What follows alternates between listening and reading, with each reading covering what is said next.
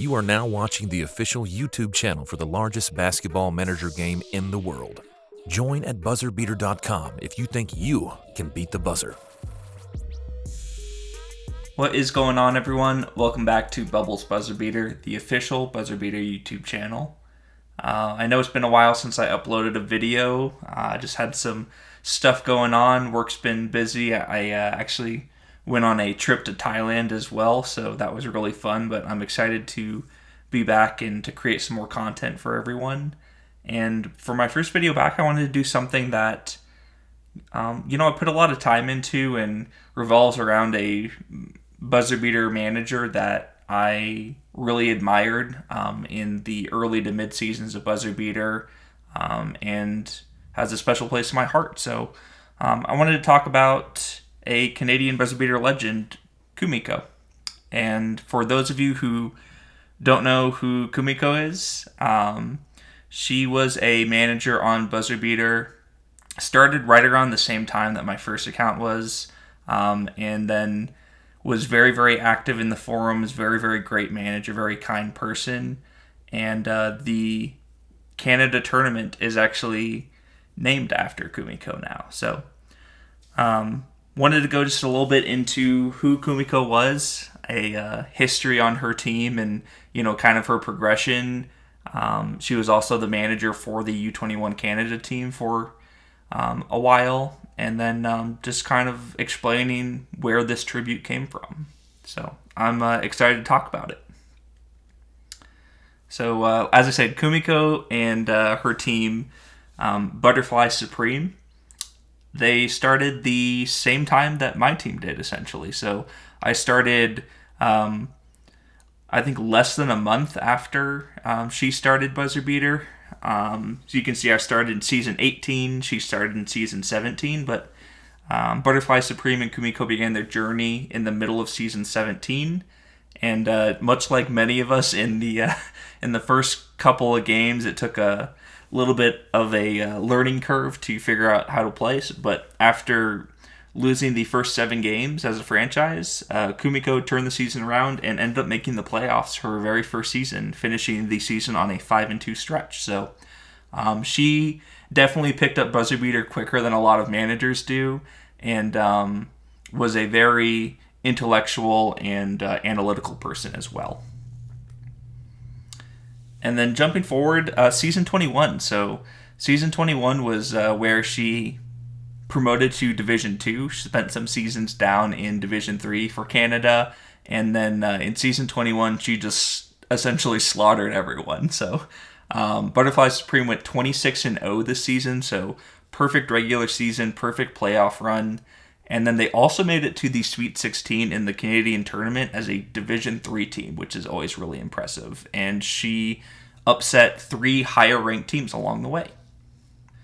And then season 22 rolled around, and this is where Kumiko started to kind of reach her peak and was just at like a common name across the buzzer beater site, where everyone, regardless of if they're a Canadian manager or a European manager or anyone else, everyone essentially started to know who Kumiko was, because she was incredibly active and ended up dominating the U21 election for Canada as well. So you can see the speech that she had here for the first U21 election that she did, and she always added her own special flair onto her speeches and her posts as well. So she was also the first female national team manager for Canada, and you can kind of see her why you should vote for me there. And I just love number 3 of I don't fuck up. I have not failed to set a lineup or tactics during my time at BB, which is sometimes a very, very hard thing to do.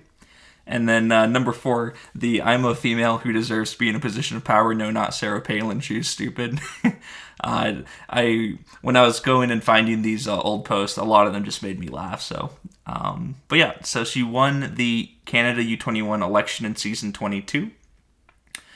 And then the other thing that was kind of going on at this time, another very active Canadian manager of like old buzzer beater, B-Ballin, he did like weekly interviews for up and coming teams and up and coming managers, And for his Division II Team of the Week, he did an interview with Kumiko and talked about, Butterfly Supreme, her team, as well as U21 and just life in general.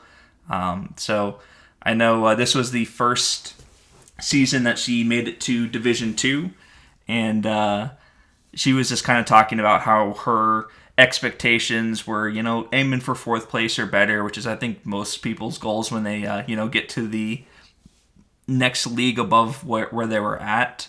And then she was talking about dumb luck, and how she has to work hard because dumb luck will run out sooner or later, and she felt like she got lucky the season before a couple of different times. Once again, talked about that with the Cup, where she made that Sweet 16 run as a Division III team. But she was also just incredibly good at managing enthusiasm, scouting opponents, and that's what made her such a good manager for BuzzerBeater planning, both for her team as well as U21. And then more into that interview, B-Ballin asked, during your first season of Division II, you're also experiencing your first season as Canada's U21 manager. How has it been so far? And she talked about how running a U21 squad is pretty easy, which makes sense for Americas, because a lot of the games at the beginning of Americas are typically lighter competition and a little bit easier win. So it's a very nice ramp up for managers starting new teams for Americas if they're a slightly larger nation. And Kumiko also was a U21 manager that was part of the reason I was interested in becoming a U21 manager. And I ended up becoming a U21 manager in season 26, which was unfortunately her final season on BuzzerBeater, so I didn't get a chance to face off with her like I was really wanting to. But she was part of the reason I wanted to become a U21 manager as well.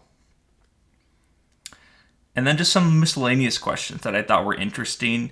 Kumiko was one of the few female managers that were very prevalent on BuzzerBeater at the time. I personally don't know many managers on BuzzerBeater who are women, and I just think it's something that it would be helpful to have more exposure to women, because there's lots of women who love basketball, and I'm sure there's tons of female managers on BuzzerBeater, and she was a big advocate for that as well.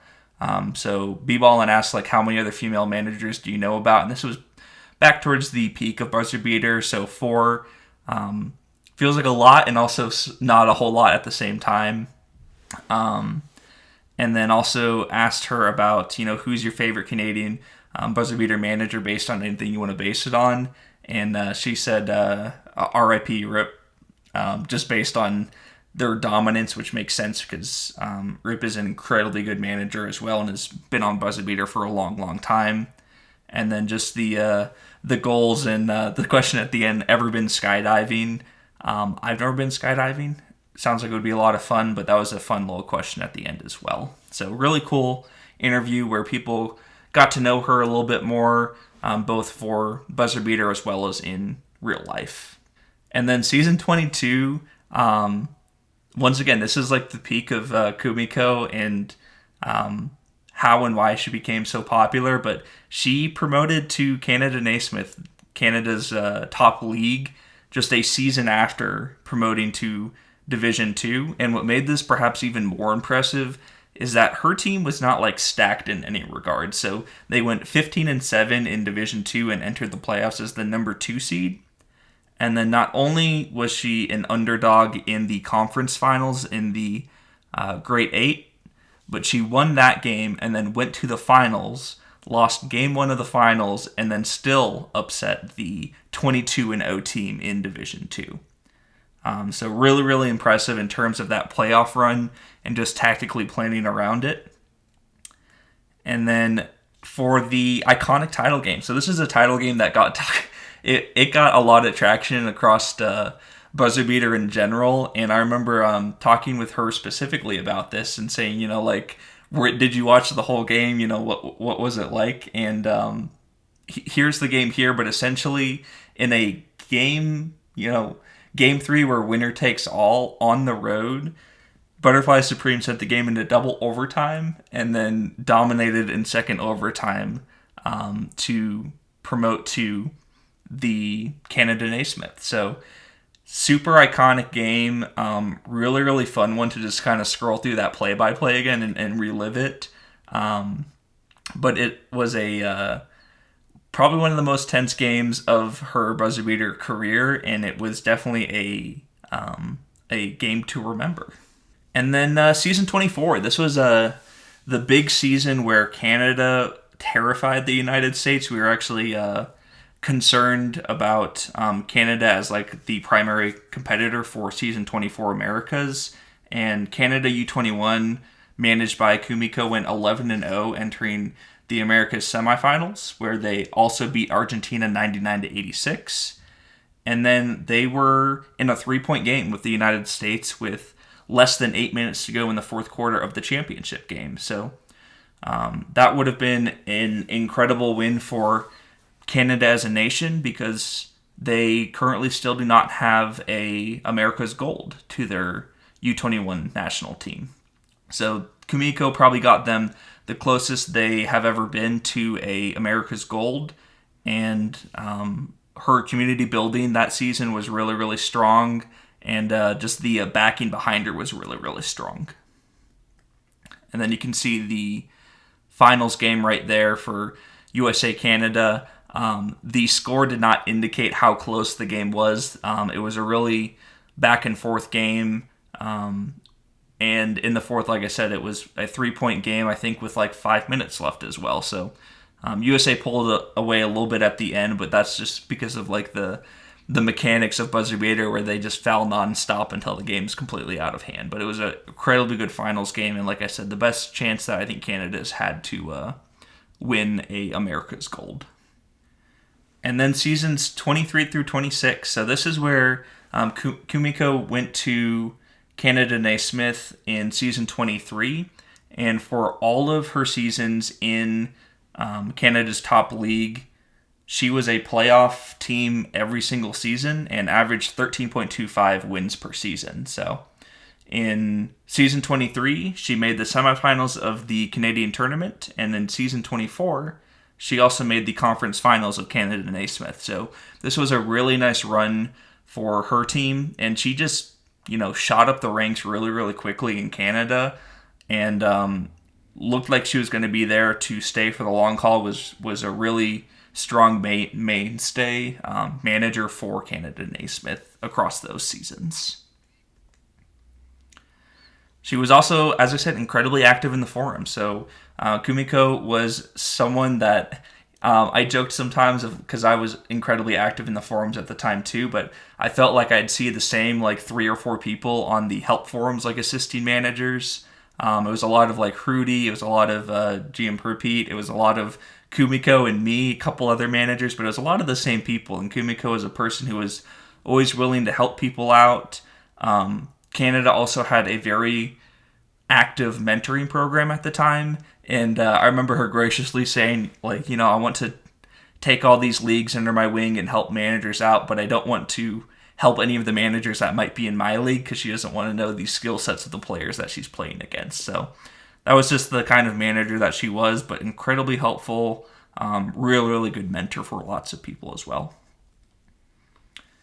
And then, like I said, just the humor and the joy that she brought to the forums, even while she was taking on moderator duties. So, and she became Mod Kumiko after a while, and she was a great person to be a moderator in the forums and to help represent BuzzerBeater well.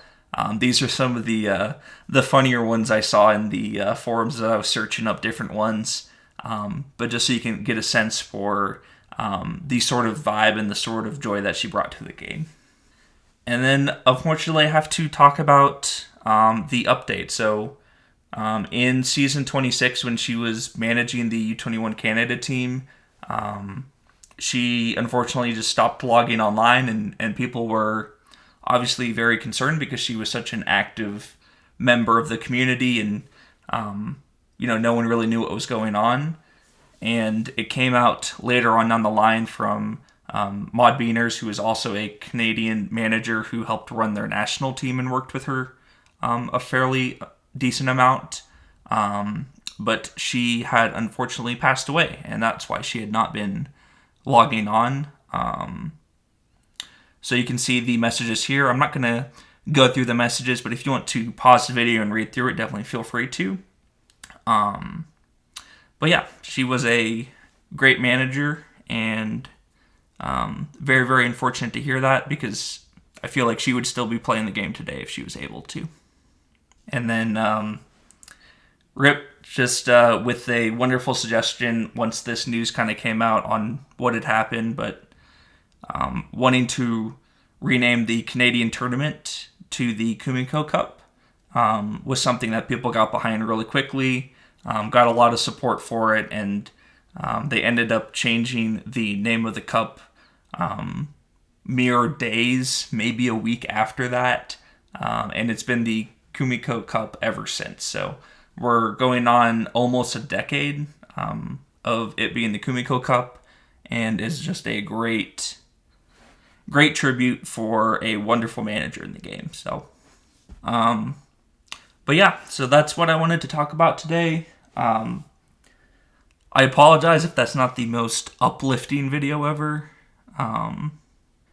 It's a video that I've been wanting to make and has been well-deserved for a long time, and I just think it's one of those managers that more people deserve to know about. So if you guys have any fun stories about Kumiko, fun interactions, I know she was probably the most active in the game chats for Canada, during the league games. That was a huge thing for her. But if you have any fun stories about Kumiko, either for U21 or in the game chats or in the forums, I'd love to hear them.